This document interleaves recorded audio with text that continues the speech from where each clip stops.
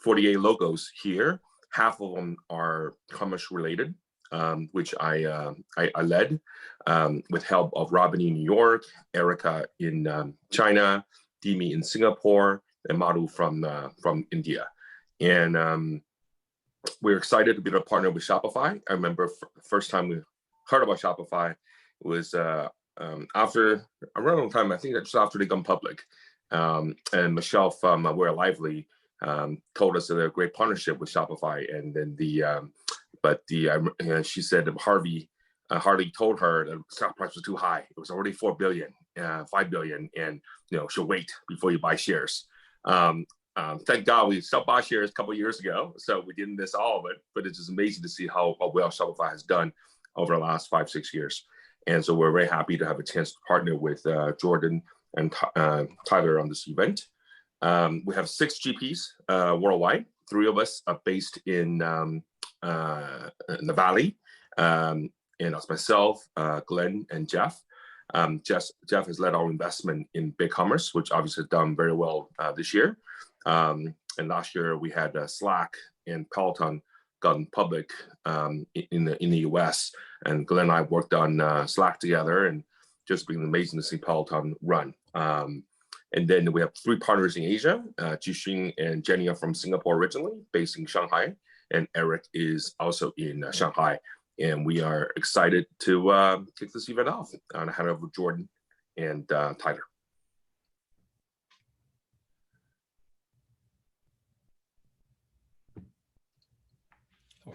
Excellent. Awesome. Yeah. Thank you, Hans. And then Tyler, maybe do you want to go ahead and share your screen and we'll kick off? Definitely. Hope everyone can see that okay. Are we all good? Yeah. And maybe before we jump in, we'll start with quick introductions from our side. Tyler, would you like to go first? Yeah, definitely. So my name is Tyler Prete. I work on the market development team at Shopify, specifically a product line called Shopify Plus. What our team does is build off of Shopify's mission. So Shopify is making commerce better for everyone. We are responsible for expanding the everyone portion of that, identifying new industries, verticals, and partnerships. I specifically, over the last couple of years, have been working on a partnership program, working with venture capital firms that invest in D2C brands or commerce technologies. Hence why we work with a firm like GGV. That's an absolute superpower there. And what we're hoping to do is really grow the ecosystem, whether that's on the tech side or the brand side. So really happy to be here and hopefully meeting a lot of you after this event as well. But I'll pass it to Jordan for his intro. Fantastic. Yeah, I'm Jordan Knapp. I lead the market development team for Shopify Plus. I've been in the e-commerce industry probably since I was a teenager. I was doing web development at a young age, was planning to go into finance, 9/11 happened, and then got pulled back into the e-commerce black hole. So I've been in e-commerce ever since. So custom application development for years, was at HEG Oracle, and then Magento eBay, and then joined Shopify in 2015 to build out the partnerships and solutions engineering teams. And then, today we're really going to be focused on Black Friday specifically, and planning around and strategies for Black Friday and Cyber Monday. Definitely, yeah. So based on the topics that I think Robin sent the poll out for, we've identified the 4 main ones. So awareness and acquisition, loyalty and retention, BFCM offers, and then the cart, both upselling and abandonment. If there's any questions as we're presenting these, we're more so using the slides as prompts to facilitate questions and discussions. We're going to keep it pretty lean and interactive. So feel free to hop in the chat, raise your hand, maybe request to unmute yourself, and we'll continue kind of the conversation from there. But we'll start off first and foremost with acquisition and awareness. So Jordan, I don't know if you want to talk about this first. Yeah, I mean, I think, right. We've seen a sort of an evolution of the industry, that there's so many new brands now, and there's a lot of noise out there. Paid search is certainly getting more expensive, so engagements has never been more important. And that is especially applicable to certainly Black Friday. You can't drop a crazy Black Friday promotion or, a week before. The goal is you really need to be, customer data is king. You really need to be leveraging your existing customer base with a focus on, building that anticipation up to your event. And then, certainly there's no replacement for, your loyal customers, leveraging them through strategies like affiliate programs So take your existing market segment, figure out who you're messaging to specifically on, for the holiday season, but get those loyal customers really engaged in such a way that they're advocating for your brand, or they're incentivized to advocate on social media, that you may be leveraging affiliate strategies so that, they are receiving points or promotional benefits in anticipation of that Black Friday. And then certainly, you can start testing very early in the process. There's no reason that, your Black Friday promotions should be based upon lots of analytical data that you've collected over the past year. So focusing on those key target markets, really identifying what strategies have worked for loyal customers, what strategies have worked for really that target market that you're going to be focusing on Black Friday. And then, certainly, as much as you possibly can, influencer dollars, influencer tweets, or whether it's tweets or influencer posts are going to be, vastly more impactful. And, certainly from a budgeting perspective, they're not going to, there's little cost, or at least a significant higher return. So leveraging those investors well before that Black Friday season. And then Tyler, I'll pass back to you maybe to talk about how urgency and how we can create better awareness before the season. Definitely. I think my recommendation for this BFCM, especially after this year, when it comes to marketing, is things are crazy, right? We now have a Q4 where Prime Day was later than ever. We now have BFCM coming. We now have holiday shopping. We have a pandemic that's forcing consumers to buy online earlier throughout the year. We don't know how infrastructure is going to reply or respond in Q4 with holidays and BFCM. So yeah, my kind of recommendation for this craziness is build off of what Jordan was talking about. Use a competitive advantage that you have to build that awareness in that acquisition funnel for Q4. So that could be an influencer program that you've already identified. It could be your VIP customers. Really, it's using your competitive advantage. Don't forget now, I anticipate a lot of heavy brick and mortar stores are going to be advertising online through social channels as well. You've got the election. So your voice is not the only one that your buyers are going to be hearing. So it's kind of cutting through that and figuring out, okay, do we have a predefined influencer strategy that we could go through? Is there an affiliate? Do we retarget our VIP and gold or high spenders in Q3 or early Q4 to prep them for BFCM? It's just really doing things a little bit different, but targeting that consumer that represents a high portion of your buyer. And I guess we'll open it to Robin or Jordan or anything like that too. I don't know if there's anything to add on that your team is seeing, if there's questions popping up, but maybe to Robin. Yeah, one of the questions was around like how far in advance do you see people start promoting on average as like a best practice? I'm a huge fan of buyers clubs, and that, like, loyalty, obviously customer acquisition costs are higher than, so you want to focus on lifetime value, retaining your existing customers.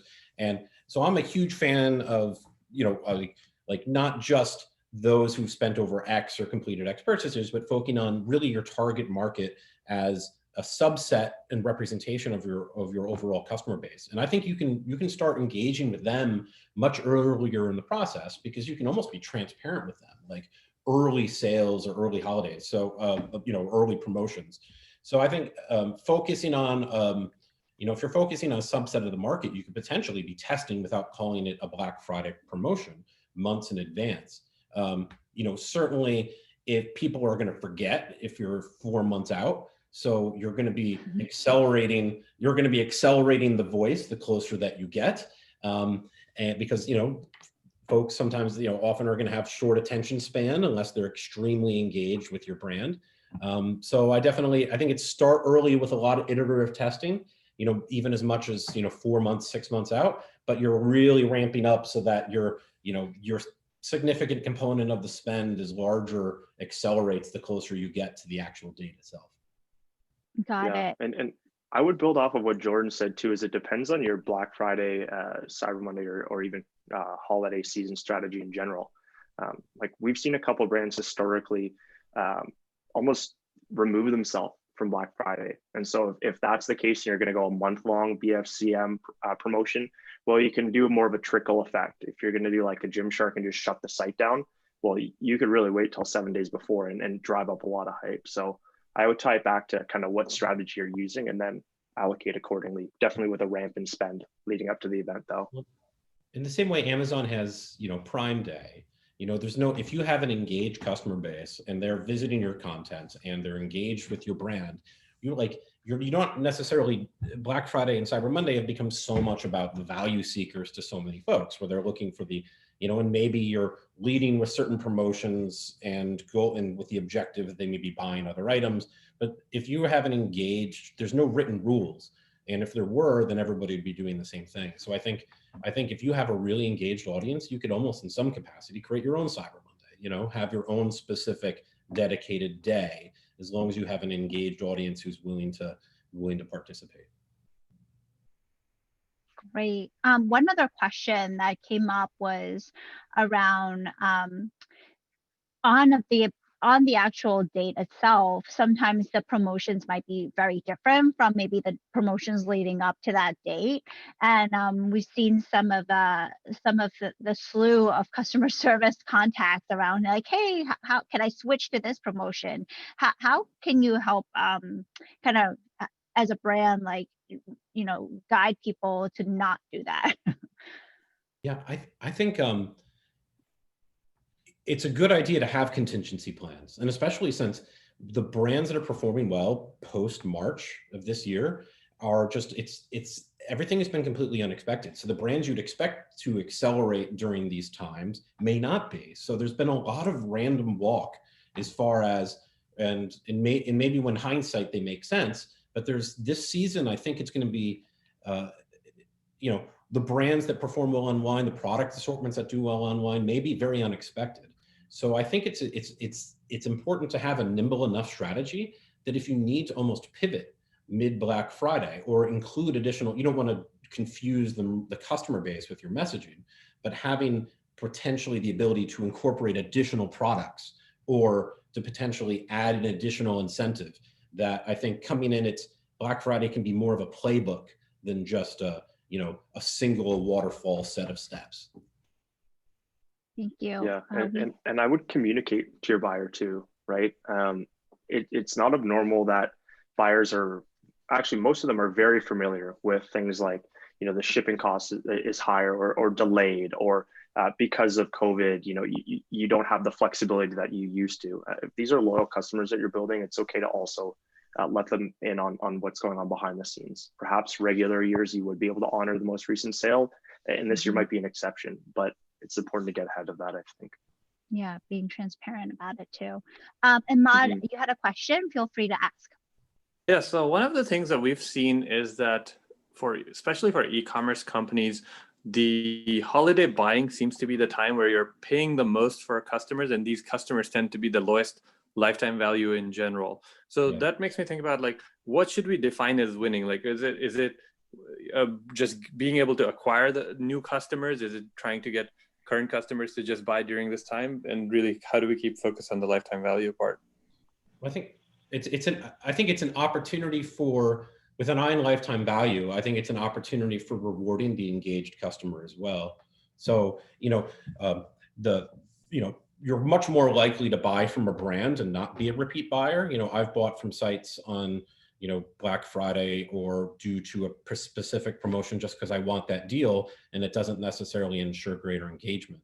So I don't see, with all the noise that's out there, Black Friday is probably not bang for the buck for if you're looking at customer acquisition, but it is a way to build greater brand loyalty with those that are already potentially engaged. And it's also a way for you potentially, in the weeks leading up to be able to, to create better social awareness of the brand so that you can market to them in the future. And then certainly, things like affiliate programs for loyal customers, that's not something that is specific to Black Friday, but I do think Black Friday is potentially, really an opportunity to, help incentivize those loyal customers to get out the word about your brand. I would echo exactly what Jordan was saying. I mean, we have seen a massive shift earlier, and I think we as in commerce in general has seen a massive shift earlier in holiday buying. So I think that question is like, how valuable are the consumers that convert in all of Q4? We'll get into it a little bit later around loyalty and retention to really test out the value of those consumers by incentivizing later purchases as well. But definitely a great call out. It's like defining what your win metric is. Is it net new acquisition? Is it CLV for the following year? It's entirely up to your brand, but good call out. No, and I think it's like a lot of brands get caught up in the moment. You know, there's a pressure almost to provide very aggressive promotional discounts during a time where, you know, if you've done proper analytics and research during Black Friday to show that these are just one-time buyers, that it's, you know, it may be difficult, but you might be tempted to not be as aggressive with promotional discounting if it's not returning lifetime value in the new merchant base. Awesome. If all's good in the questions and answers, I guess we can proceed to the next slide as well. So building off of acquisition and awareness is the other side of the coin, loyalty and retention. That question flows perfectly into kind of what we're seeing. Keep in mind that BFCM and Q4, a lot of people like to talk about loyalty and retention. This is a 365 year-round activity that can be emphasized in Q4 or BFCM. The ultimate goal, though, is prioritizing customer lifetime value over that one-time purchase. So I'll pass it to Jordan for initial thoughts on this and then build off from there. Yeah, I think there's no replacement for brand engagement. And I think there's oftentimes way too much emphasis on conversion rates for, you know, within individual e-commerce stores. If you've got merchants, loyal customers who just want to engage with your brand, but aren't necessarily transacting, that's not a bad thing. I mean, that's actually a very, very good thing, that folks without an intended purchase are coming and they care about your messaging. They're interested in product discovery. So I think that as much as possible, you want to really, of course, content is king, and you want to focus on ensuring that you have engaged, loyal customers. I think Black Friday is a time to reward loyalty and to focus on the most loyal customers in your customer base. I think it was a great call out before that this isn't necessarily a time because it's so noisy, and just because the merchant has expectations, it's not necessarily a time to just focus on customer, on driving entire sets of customers. So I would figure out from a segmentation strategy, you know, who's the most likely buyer on Black Friday, but as far as your segmentation based upon prior purchase history, based upon the demographics of your loyal customer, who's the most likely to be a loyal customer, and, you know, really cater to them. We talked about buyers clubs before. It's crazy now that we're seeing so many retailers use these subscription platforms where, you know, merchants, I think people are looking for identity right now. They're looking for a sense of belonging. And, you know, buyers clubs, oftentimes consumers are really willing to even pay to be a member of a buyers club just to get them exclusive access. So, you know, everyone wants to feel like they're part of a movement or part of a brand, especially if they have a strong message. So buyers clubs are a great way. And beyond just, you know, of course, you're rewarding loyalty. Of course, you have a focus on lifetime value, but don't, you know, as opposed to going out and placing a shipment for 50,000 products that some product manager might think will do particularly well in the holiday season, this is a great way for you to really beta test specific, you know, obviously marketing strategies and campaigns and promotions, but it's a great way to beta test specific products as well. So use your loyalty, you know, use loyalty programs, buyer clubs, let them get the product, so, you know, give them, you know, maybe you have a superset of product ideas, test them with them before you're really getting into the holiday season. And, you know, products made available for Black Friday can also be a great teaser of other future products to come. Maybe it's one product of a broader assortment. So you're building excitement you're building excitement potentially by introducing a new concept as well. And then, Tyler, I'm not sure if you want to speak to certainly, how to provide additional value to members, points, and how to reward loyal customers. Definitely, yeah. I think everyone has a tendency in our ecosystem, especially to associate loyalty with like loyalty programs. Loyalty and retention are, again, like a holistic overarching theme of your site. There's 3 examples on the right-hand side, Enzo, Harry's, and Soylent, all of which are taking a pretty unique approach to retention. So Enzo is actually doubling points on BFCM, a very solid strategy that a lot of merchants can do. It's a way to provide value and ensure that repeat purchase that comes back. Soylent's doing the same. You can also provide a gift card that starts, let's call it Jan 1 of the following fiscal year, to incentivize that later purchase. Harry's and other merchants are taking a different approach and have taken a different approach. What's important about their approach is they're identifying their buyer through the holiday season to retarget appropriately in the following year. So if someone's clicking holiday shopping on the left versus personal shopping on the right, you're now identifying who's an end user of your product and who's a gift buyer of your product. This will trickle down through marketing for the following year. This will trickle down through returns. So really understanding your buyer as granular as you can, whether it's something as simple as like holiday shopping versus personal shopping, or Harry's, for those of you that have been on the site, segmenting even farther with like shave regularity and preferences. The more you know your customer, the higher the likelihood is that you can retain them throughout the year. And then also just focusing on non-monetary value adds that can incentivize later purchases is a big call that I think people often miss out on. And I'll speak to Oh no, I was just going to say, I'll speak to a physical retail non-Shopify customer. So I was in Old Navy this past week because I wanted to pick up, I was going away for the weekend, wanted just some sweatpants and whatnot to go running. And I've noticed they've really gotten aggressive with the, $50 cash, to spend on future purchase. So one great way certainly to incentivize that customer base is not just bigger discounts, but also potentially, incentivizing that future purchase to really drive that lifetime value. And I guess with that, we'll pass it over to Robin or Hans as well. Is there anything on your end you'd like to add? Any questions, anything like that?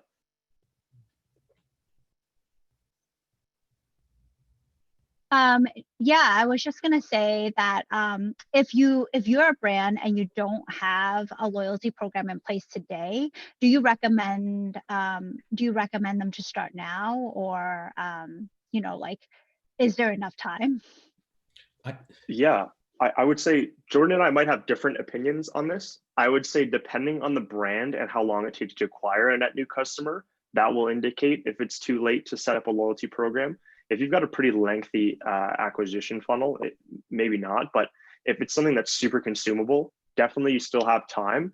I would pair that though, likely with the acquisition side for BFCM. So if you're launching a new, let's call it membership program for Tyler's, shaving club, I would immediately start my acquisition as like, hey, we're rolling this out for BFCM. All members get quadruple the points over the weekend, and pair it with that instance, as opposed to starting it next week and then having a slow burn and then activation in BFCM. I would just pair it all together and go big that way. But Jordan, you might have different thoughts on that. It's a tough time because it's a noisy season. It's like Tyler mentioned, it's election season. Everyone's got a promotion or offer right now. But this a Black Friday, where people are expecting promotions, might be a great opportunity to launch a promotions program potentially as well. Because this is the time where you can say, everyone likes to be told that they're special. Everyone likes to be a member of an inner circle. So this could be a fantastic time for you to be, going out and providing some unique promotional content to a specific set of audience. And I would be super clear about who they are and why they're in that inner circle. But it's I agree. From looking at our data points from portfolios globally, whether it's double the Singles Day shopping in the Double 11 Singles Day shopping in China, and now becoming increasingly Asia, or portfolio companies in the US, taking advantages to launch a thoughtful membership program makes sense, but it has to be thoughtful and differentiated. And there's less about getting new users, more rewarding your most loyal, best LTV kind of customers. Alibaba, I think it's the 10th year last year to do the single day shopping. It was 38 billion US dollars in GMV, and their experience from the merchants is that the merchants know that these are deals that will cost them money, but they want to make sure they reward their most avid fans with great deals as part of the loyalty program to have them stay engaged with the brand over time. So it's an investment. Definitely. Yeah, we have Yeah, a and question Robin? coming from Mhm. Bill Shu. You can ask your question. Sure. Thank you. Can you hear me? Yes. Yes, we can. Sure. I do have a question for Jordan and Tyler. I'm currently working for an e-commerce company, and in the early March and April, the early breakout of the COVID-19 this year, there are a lot of new users coming up and sign up and order from the site. But the problem right now is that a lot of customers sign up during that time started to lose interest in the company, in the products, because they do not have a panic purchase need anymore, because the supply of water, food are everywhere, both online and offline. So in this situation, do you have any idea how to efficiently maintain those customers who sign up during that time? Because it's very unusual situation this year. Yes, here's my question. Thank you.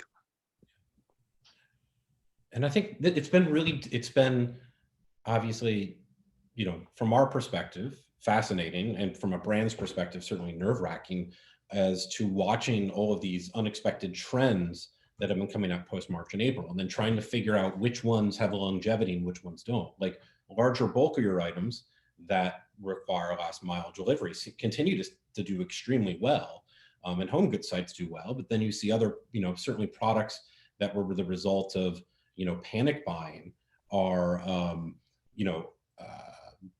may not have as much longevity. The good thing is there's nothing more valuable than that customer data that you've accumulated. So you now have a fantastic set of customer information in which you can begin to experiment with which brands can engage, what is the value prop that you need to provide in order to get that customer, further engage on future purchases, and also, most importantly, figure out which ones were just the flash in the pan versus those that potentially there may be an angle to make them a loyal customer. So that, the customer information, even for that one-time buyer, tells you a lot. Even if they're not a repeat purchaser, they may tell you a lot of information about who is a repeat purchase, a repeat buyer. Yeah, and I would say you kind of hit the nail on the head at the beginning. Everyone had that panic purchase, and they were buying, water, sanitizer, food, toilet paper, napkins, et cetera, et cetera. But then it was cool to watch as the home office slowly became the new essential, and then ways to entertain your children that were at home became the new essential. And it kind of what was essential was consistently changing as brands were changing their positioning in the market. And so perhaps your original positioning of like, hey, we have this good that you would require right now is going to be different now. Maybe it's a hyper convenience thing. Like maybe you no longer want to go to the store despite being able to buy water, sanitizer, toilet paper, etc. Perhaps your customer is actually someone that's looking to get it just in a more convenient way, or in a subscription way, or a different way than they could access it currently. So yeah, I mean, without knowing too much of the details, I would say just positioning might be a cool thing, and figuring out what other value adds can you provide to that end user. Great, thanks. We have another question, but I think it's for really the next topic. But before we jump to that, I have one more question to ask that came in. If you are a B2B company and you're selling either goods or services to other businesses, what have you seen in any practices for loyalty and retention? Yeah, and I think Jordan, do you want to speak to the B2B side of the loyalty, and then I can speak to a different side as well? Yeah. So I think from there are one challenge. There's obviously a lot of disruption right now as far as supply chains. If you're selling to other businesses, you're probably even more, the customer base may be more in a state of flux than even on the B2C side. So there are, I would say, just like with B2C, however, it really comes down to brand engagement. What is it that those B2B buyers care about? How do you get them engaged with their platform? What are their fears? What are their concerns? And how can you help to address, to alleviate them? There are so many new buyer portals now, and you could reference off a dozen names of really like places that B2B buyers go from a product discovery perspective.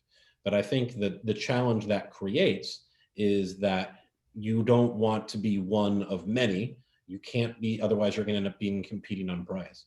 So it really comes down to that differentiated value, and that differentiated value is either, how you communicate the value prop of that customer. Certainly there are ways to reward loyal customers in a B2B loyalty program as much as there would be B2C, but really, figure out what is the intent, what problem are they trying to solve? And behind that problem, there's probably a fear. And how can you make content available to those buyers so that they can stay engaged with your brand going forward?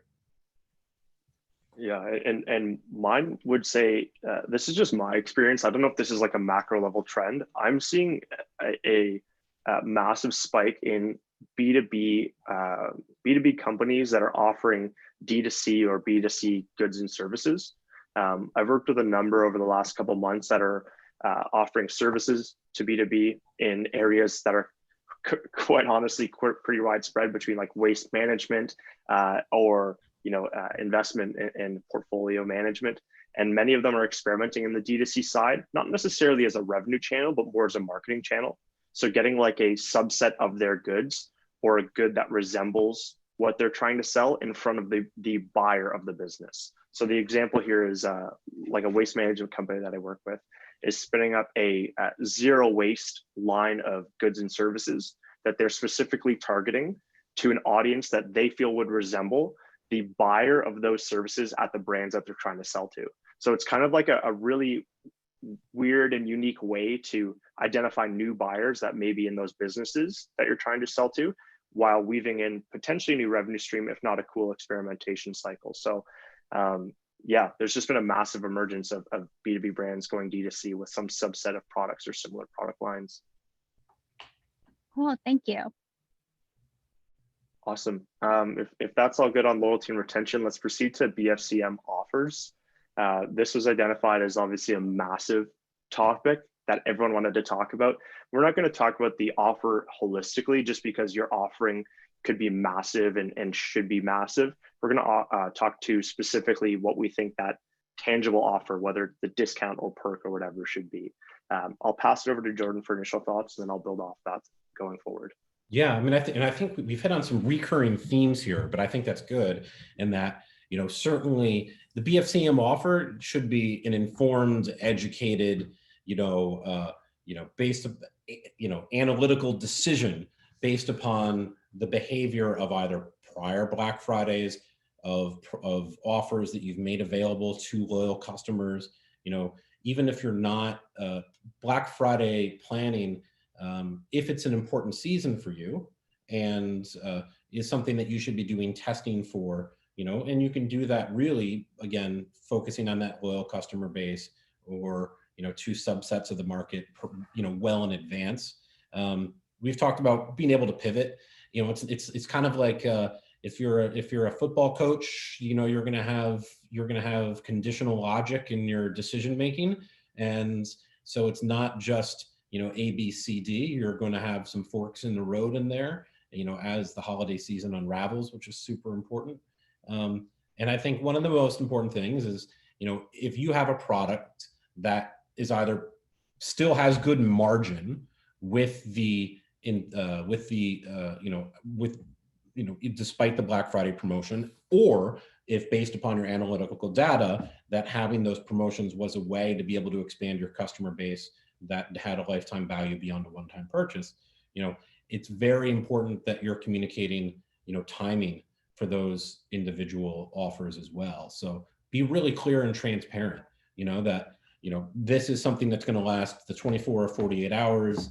You know, the clock can be cheesy, but it's effective, you know. So, you know, very, you know, I would be as transparent and clear with your communication as much as possible. Definitely, yeah, and I'll build off that a little bit as well. I think BFCM is, in its nature, it's like an exchange of value, right? Like you are asking your consumer to either hold off on purchasing an item or purchase an item earlier than they normally would in a given window. And in exchange, you're giving them a pretty steep discount, or they're expected to get a pretty steep discount. Don't be afraid to ask for more value in exchange for more value. So what I mean in saying that is, like, we have that bottom point tied to signups.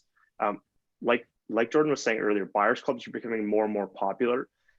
Same thing with exclusive drops or exclusive product lines. An additional value that you could gain from the consumer is things like SMS opt-in or emails, or identifying that end buyer as opposed to pushing people through guest checkouts. In exchange, they could get, whether it's a higher discount or access to exclusive products or whatever it might be, but don't be afraid to ask for that additional value. The same could be said if you're looking to do product quizzes, getting more additional insights on who's an end user versus a consumer, and how often do they shave their face or wash their hair. All of these are data points you can be collecting in exchange for more value, which could be, you know, free shipping or a larger discount or whatever. Like Jordan said, though, we want to be clear in communicating this to all of the end users. One thing that we are seeing growing in popularity, and we expect to continue through BFCM, is product bundling, right? You spent quite a bit of money to get that consumer onto your site. If there's an opportunity to upsell, bundle, or whatever, whether it's new product lines like House does, or existing product lines that you have high margins on, we really recommend pushing those consumers to purchase a bundle as opposed to individual goods. So tying the two together, if we really want to up that AOV and that CLV, but also get more value to the consumer to remarket or retarget on a later date. And yes, bundling has been super popular across all of our portfolio.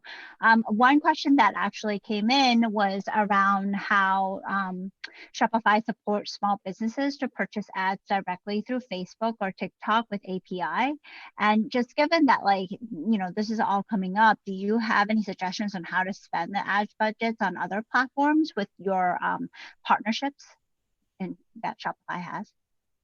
Yeah, I mean, I think, you know, we've got, you know, we have very tight relationships with most of the social media platforms that are out there. But at the end of the day, and, you know, we'll help drive analytical data through our administrative interfaces to give you better visibility into how consumers are engaging with your brands, where they're coming from, you know, a sourcing perspective. But, you know, there is, you know, ad spend is an art, is more, as much as it is, you know, like, you need analytical data, but it's an art as much as it is a science. And the best way to, you know, to figure out the right approach is, again, through that iterative to testing as well. So there's great products out there, like some of which are Shopify partners, some of which are just, if you look at the MarTech landscape for ad technology, there's like so many companies these days, it can be very confusing. There's like probably 20,000 like ad tech companies that claim to have a secret sauce. I think Steelhouse is a great product. They're not a Shopify partner. It's just a solution that I've used before. And the thing that I like about them is the iterative testing that they'll do across all these individual, you know, find a solution that will iteratively test across Facebook, TikTok, and others to help you figure out the right messaging.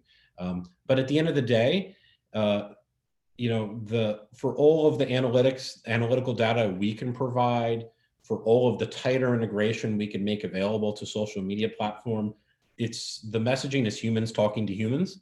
So, you know, there's no replacement for, you know, the emotional impact, the ethereal feel that you get from an individual ad that you can, you know, despite all the iterative testing you can do, which is very important, you need to be engaging again with those loyal customers or with your audience to be able to kind of so I think the concept of focus groups is still as relevant as now as it was well before e-commerce era.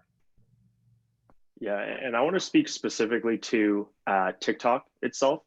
There's a tendency of brands or companies that are not in highly consumable industries, or even more specifically, industries that are targeting like Gen Zs or millennials, to completely avoid TikTok. I think Gymshark did a fantastic analogy when we saw them speak, pre-COVID at our Commerce Plus event, when they said they're viewing TikTok as like a beach in the morning, right? You go to the beach in the morning and you put your towel down and you're good to go, right? You now have that spot. If no one shows up to the beach, that's okay. You're still on a beach and you're free to pick up your towel and go. But the minute that you put your towel down and get that spot, if the beach is packed, you now have prime real estate carved out that you wouldn't have got if you didn't show up to the beach at 6 a.m. And so that's kind of the analogy that they use to define why they're investing in TikTok. And that kind of goes to show you that, like, if your buyer is not a millennial buyer, is not a Gen Z, it's okay. Still test out on platforms like TikTok. Thank you.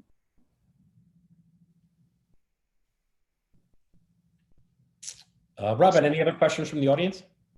No, I think we're good for, one other one actually from Jake from Outer. Any comments on Giving Tuesday? And is it getting more popular with brands or customers? I think, especially, it's, yeah, you can say, I hate to say these times, but especially like the time that we're living in now, I think the consumer is increasingly, attracted to brands that give back. I think far more so than previously. And, everyone remembers when like Bombas socks first started offering,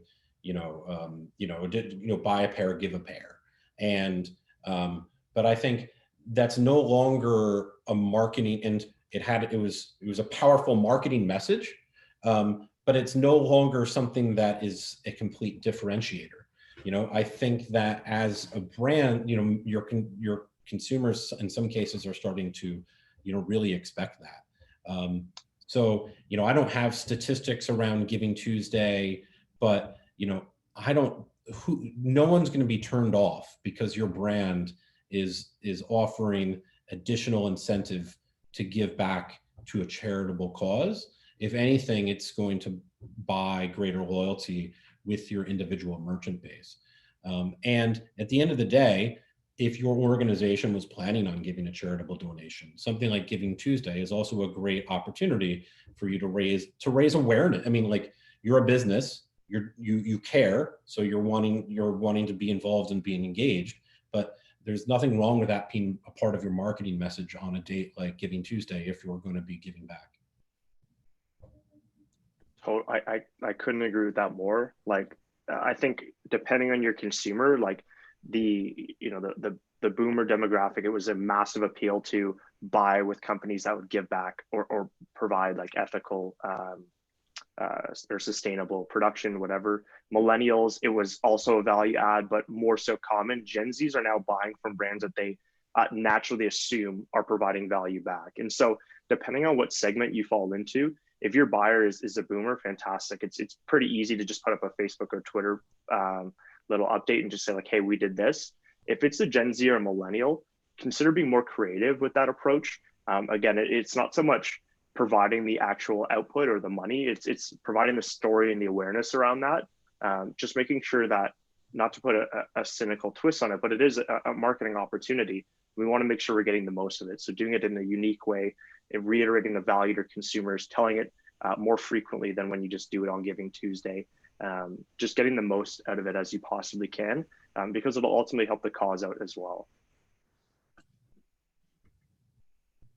Cool. It sounds like, and given the questions, I think we're all good on this slide as well. Let's proceed to one other slide that we have here, which is all about the cart. A lot of people are specifically interested in abandoned cart reduction, as well as an opportunity to increase AOV. So Jordan, I'll pass it over to you for your initial thoughts on this. Yeah, obviously one of the recurrent, a lot of people abandon cart, and I think numbers consistently show that it's either a cumbersome checkout process, the customer gets distracted, or the slightest bit of friction, the slightest bit of confusion can lead to abandonment. The other reason is shipping. Like shipping is by far and away top reason. Returns can play a role as well. So, how do you certainly combat that? Accelerated checkout. Shopify's, invested heavily in what we call Shop Pay. Shop Pay really allows you, as soon as you enter an email address or telephone number, you immediately get a text message, removes a lot of that friction from the checkout experience. But also Apple Pay, multiple express payment options are out there. And I think in the future, we're not going to see a 16-digit credit card number in 5 years or 10 years at some point in time. Or like I have my my Apple card in my wallet. It doesn't even have the card number on it. So I think increasingly you'll start seeing, more and more, and this also applies to the buy now, pay later solutions like Affirm and Klarna, that you're starting to see more accelerated checkout experiences.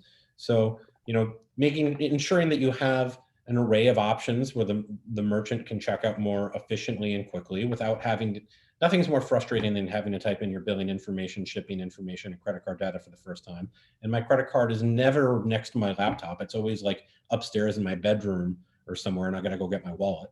So, I think there's, that's certainly, I think, of utmost importance. Low cost shipping as well. People get to checkout and they see, that, they can be turned off by shipping costs. And, this is a great place to do, you don't always want to give away free shipping. You want to figure out where the threshold is, I think. And the best way to do that is through some sort of iterative testing, whether that's with a subset of the audience. And then returns is always a biggie, returns strategy, that the person's probably going to figure that out before they get to the checkout. But, if you do have a very compelling return strategy, making that available potentially at or near the checkout experience, making sure that they can edit the cart. And then, from an abandoned cart, everyone talks about abandonment emails. Abandonment emails are very important. You can offer an incentive to get the purchase. In some cases, the consumer is a little too well trained. But the best approach to abandoned cart emails is obviously test, and figure out the nice thing there is there's not going to be any cognitive confusion if you send one customer one message and another customer another message. And as much as possible, you might want to experiment with, personalizing those abandoned cart messages as well. I hope I didn't take too much of the thunder, Tyler. Apologies. No, it makes complete sense. I think there's really two trends, right? Like one is the infrastructure and the tech itself. So taking advantage of things like accelerated checkout, buy now, pick up later, installments with Shopify or Affirm or any providers like that. So we more or less have you covered on that side.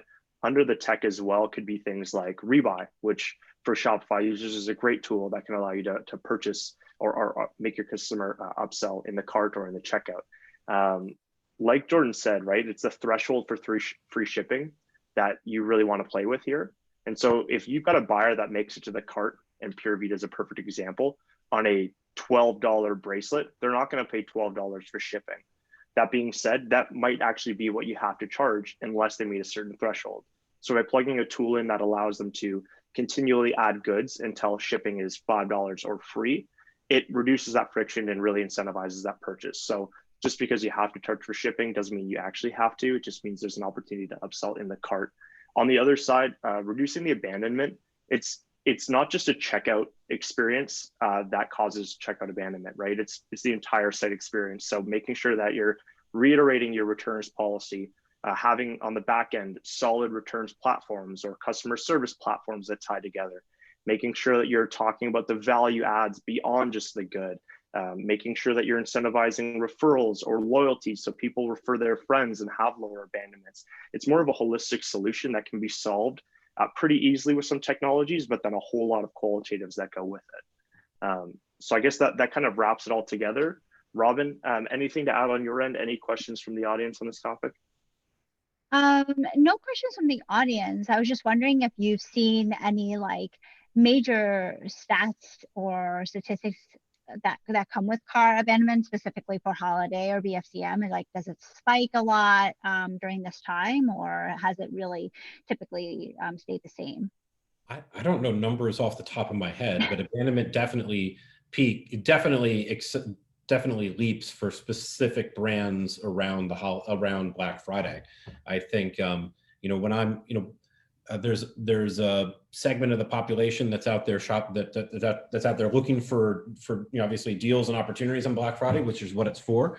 So oftentimes I will myself engage with a specific brand, and then you get that second thought. You're like, did I really need that right when you get to the checkout? Or you get distracted and later you're like, and you get a second thought on the purchase. So I think you're gonna, because they're not necessarily loyal customers, because you definitely see, maybe the masses more come out around Black Friday. I think it's perfectly reasonable that you're gonna see increased abandonment, but as much as possible, you wanna capture as much information on that customer, without increasing abandonment itself, so that you can at least use it as an opportunity to collect customer data. Okay. Definitely, yeah. I mean, you're going to increase the traffic on your site, which is inevitably going to increase the count of abandonment. I would say definitely set some tripwires up. Like if you've asked for additional value that you wouldn't normally, whether it's opt into SMS or email, that may spike, your abandoned cart quite a bit. Keep an eye on the percentage. A spike is expected, especially as people add items to their cart leading up to Black Friday because they don't want to stay up and then hope that their cart is still there with discounts already populated. Like that's a common occurrence that may or may not result in a spike of abandoned carts, but keep an eye out for that stuff. But again, expect abandoned carts to go up. That's also a good call to say, perhaps you want to have a unique abandoned cart flow for BFCM or for the holiday season. So your normal abandoned cart flow, whether you're using Omnisend, Digital, Klaviyo, or a different solution, that might not suffice for BFCM. BFCM, it's obviously a lot of a faster pace. You might want to hit your consumer right away via SMS, follow them up, 10 minutes later via email. You might want to hit them on Monday with a Cyber Monday deal, and that'll be totally outside of your regular abandoned cart flow. So yeah, I would play with everything. Oh, that's a really great suggestion. Thanks. Good tip. And really also thank you for featuring Affirm, our portfolio company, who has a big partnership with you as well. So that's awesome. Yeah. Partnerships everywhere. I think we have a few minutes left, so would love to go to takeaways. For sure. Yeah. So the takeaway here, and we want to wrap it up in a merchant example, right, is there is no right strategy for BFCM. Everyone will naturally default to, we must heavily discount over the next 4 days and then shut it down until Christmas. That is the wrong strategy. Everything else is pretty malleable. You can have different strategies. You can boycott BFCM. You can do BFCM. You can do a month-long sale. It does not matter as long as you clearly communicate what can be expected of your consumer, as long as you're meeting those expectations, and as long as you're driving additional purchases on a later date, it's more or less a win. To highlight that though, I did want to call out Gymshark and DCM, or the Abnormal Beauty Company. They last year both took polar opposite approaches to Black Friday, Cyber Monday. So for those of you that don't know, Gymshark, they do their blackout sale. They literally shut the site down with no warning, left it absolutely non-transactable and in a really cool black theme. They went through a massive sale. Now it's actually become part of their marketing for 2020, and I imagine onward as well. They pushed it through influencer. They did an absolutely absurd volume. DCM took an absolute opposite approach. What they did was they did 23% savings for all in November, cut it off on Black Friday, and did absolutely nothing. The reason why they did this is they highlighted the environmental impact that it has when consumers buy all at once and more or less like binge shop. This was for them more or less to just control and spread out demand. Both companies had great marketing opportunities, great outcomes. They built their consumer base. I have a personal bias that I think I like the way Gymshark did it because it's fun and exciting, but that might not be the end consumer of DCM as well. Keep in mind, both of these buyers or both of these companies have had infrastructure problems with BFCM in the past. It's well documented. Sites have been crashing. That's just a last shameless plug to say, like, pick solid technology. Doesn't have to be us, but definitely load test. Make sure that you can handle not only the front end demand and all the people on your site, but also the back end. Make sure your lead times are solid. Make sure your supply is solid. Make sure you're showing your consumers when a product is out of stock, so on and so forth. Because no matter what solution you take, as long as you're communicating that and then delivering on expectations, you should be in a pretty good spot for Black Friday, Cyber Monday, or the holiday season. With that though, we'll open it to any last Q&A for the last like minute or two. On our end, really appreciate having everyone here. And if there's questions that we can't address here, I'm sure Robin and I will go back and forth and find a way to get everyone answers. But we'll use the last minute or two for questions, unless Robin has anything you want to add on that. No, I think this was really amazing. Thank you so much. I learned a lot of great tips too, and even for certain tools that you mentioned, like a rebuy or something like that, very useful. And SMS seems to be a huge trend these days. We're starting to see some of our portfolio companies pick that up, including images in SMS, not just kind of like a blanket text. So that's definitely something that's a trend that we're following as well. Fantastic. Definitely. Yeah, it'll be a wild time of year for sure. I'm sure we'll all be learning some things and sharing some cool posts after this BFCM and holiday season for sure. Yeah, and I saw that like Virgil commented from here around live shopping. That's something that I think will be really exciting for BFCM this year, especially with all the new tools that are enabling this to happen in more interactive ways. And so I'm excited to see what, not just Gymshark, but many others will have big moments this year as well. Definitely. Yeah, it's going to be a crazy time for, ourselves at Shopify to watch, but also ourselves as consumers. Like, we're going to be in there buying things and seeing new experience as well. So it'll be really great. Awesome. Well, thanks so much. We will follow up with the slides and a blog post. So if there's any other questions, feel free to ask us directly, and we'll get back to you. Fantastic. Awesome. This was great. Thank you so much, everyone. Really enjoyed the discussion. Yeah, and Robin, really appreciate you having us. Everyone, Yeah, talk to you later. For your time. Thank you. Thanks, everyone. Bye. Thank you. Thanks, Lisa. Thanks, Robin.